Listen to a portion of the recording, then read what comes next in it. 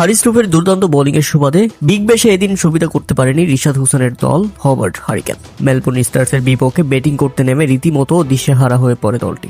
পরপর 2 বলে 2 উইকেট নেন হারিস রুফ।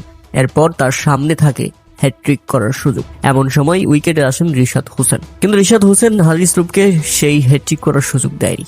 এরপরের ওভারে রিশাদ হোসেন ফেস করেন অবিশ্বাস্য এক ভয়ঙ্কর ইয়র্কার। তবে সেই ইয়র্কার দারুণভাবে ফেস করার কারণে সেটা থেকে বাউন্ডারি পেয়েছেন রিশাদ হোসেন। অর্থাৎ 2 বলে 5 রান করে অপরাজিত থাকেন রিশাদ হোসেন। হবার্ট হারিকেন দাঁড় করায় 158 রানের লড়ুক সংগ্রহ। আর যেভাবে ব্যাটিং করতে নামলে মেলবোর্ন স্টার্সের শুরুটা হয় দুর্দান্ত। কেউই যখন উইকেট পাচ্ছিল না, ঠিক এমন সময় রিশাদ হোসেনের হাতে বল তুলে দেন হবার্ট হারিকেনের অধিনায়ক। আর বল হাতে পেয়ে চমকটা দেখিয়েছেন রিশাদ হোসেন। ইনিংসের পাওয়ার প্লে শেষ হবার অর্থাৎ 6ম ওভার করার জন্য প্রস্তুতি নেন রিশাদ।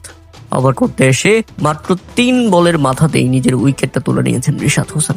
সময় নিয়েছেন মাত্র 3 বল। প্রথম উইকেট হবার্ট হারিকেনের জন্য উদ্বোধনী উইকেটটা এনে দিলেন রিশাদ হোসেন। কেউই যখন উইকেট পাচ্ছে না, তখন রিশাদ হোসেনের শেষ ভরসা, এবং সেই ভরসার প্রতীক হয়ে দাঁড়িয়েছেন রিশাদ হোসেন।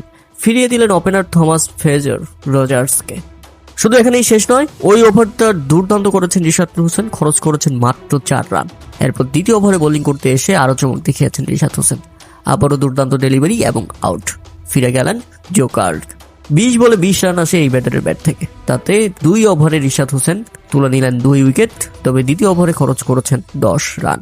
এরপর নিজের তৃতীয় ওভার করতে এসে মুদ্রার উল্টো পিঠ দেখেছেন রীতিমতো, কেননা মার্কাস স্টোনিস রিশাদ হোসেনের তৃতীয় ওভারে তুলে নেন 19 রান, 2টি 4 একটি ছক্কার মাধ্যমে। তৃতীয় ওভারে কোনো উইকেট না পেলে 3 ওভার শেষে রিশাদ হোসেনের সংগ্রহ দাঁড়ায় 33 রান খরচায় 2 উইকেট।